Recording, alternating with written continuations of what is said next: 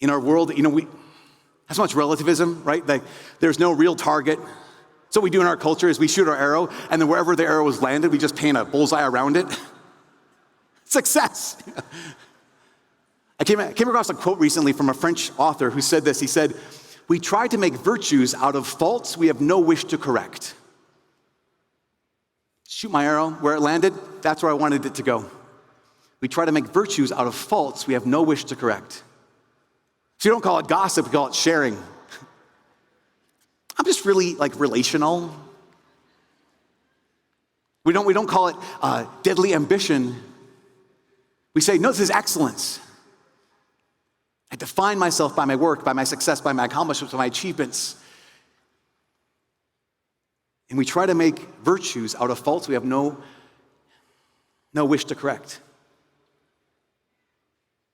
That's one of the reasons I love G.K. Chesterton has this quote.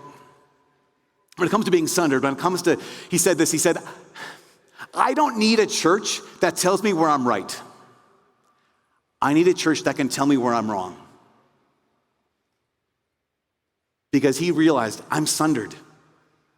Therefore, I need religion. Now, this is interesting. I don't know if you've lived in 2024 and 2025 yet, but in our culture, there is this dichotomy between, hey, listen, it's not about religion, it's about relationship. Anyone heard that? Not about religion, it's about relationship. That is a false dichotomy. Why? Many reasons, but here's one. Because sin is to sunder, right? It's to split, it's to be divided, it's to be splintered. The word religion comes from the word religare, which means to bind up. My heart has been splintered, so I need my heart to be bound up again.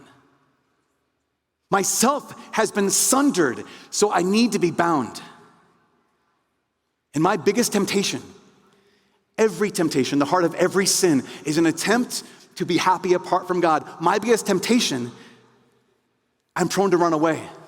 God, here's what I say to God more than anything else: leave me alone.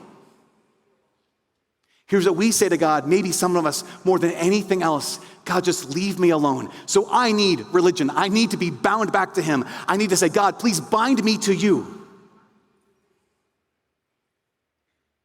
Because I know the truth, at the heart of every sin is an attempt to be happy apart from God. Because that's what sin is. Sin is saying, God, leave me alone. It's not an accident. It's not a mistake. Here's how I like to define sin. Sin is when I say, God, listen, God, I know what you want. I don't care. I want what I want. Here's the crazy thing.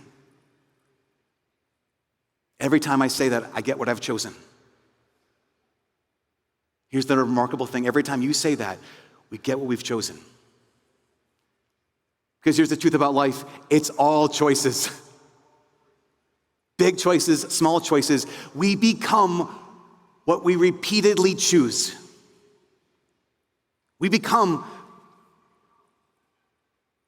what we want, and we get what we choose. If I don't want that, I remember hearing this piece of advice very, very powerfully hit my heart. It said, do not practice what you do not want to become, because you will become whatever it is you choose.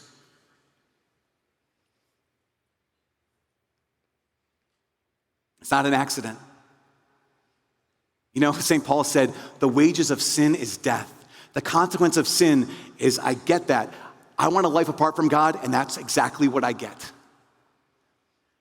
The wages of sin is death. St. Paul also said, everyone who sins is a slave of sin. A lot of you know who St. Augustine is, right? St. Augustine, this incredible saint, but we also, a lot of us know one of St. Augustine's principal vices, principal sins was chastity.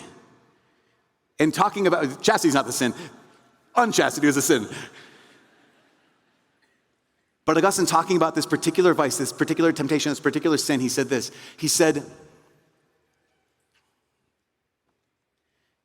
lust indulged became a habit. Habit unresisted became necessity. He knew what it was to experience that. Everyone who sins is a slave of sin.